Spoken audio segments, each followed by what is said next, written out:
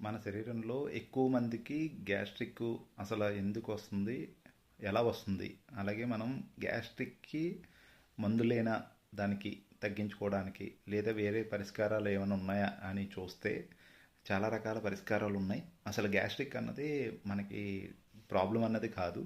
మనం సరిగ్గా దాన్ని కనుక్కోక, అంటే దాన్ని ప్రాసెసింగ్ అన్నది మనకు తెలుసుకుంటే మీకు అసలు గ్యాస్ట్రిక్ అన్నది లైఫ్లో అన్నది ఎక్కడ ఉండదు.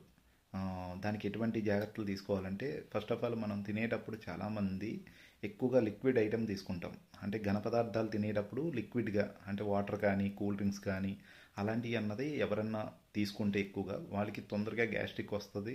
అలాగే వచ్చిన తర్వాత కూడా తగ్గడం అన్నది చాలా చాలా కష్టపడాలి. అలాంటప్పుడు మీరు ఫస్ట్ ఆఫ్ ఆల్ మీరు తినే పదార్థాలు ఏదైనా సరే, ఎంత స్పైసీగా ఉన్నా ఏదున్నా కానీ వాటర్ అన్నది బిఫోర్ హాఫ్ అన్ అవర్ ముందు, అలాగే తిన్న వన్ అండ్ హాఫ్ అవర్ తర్వాత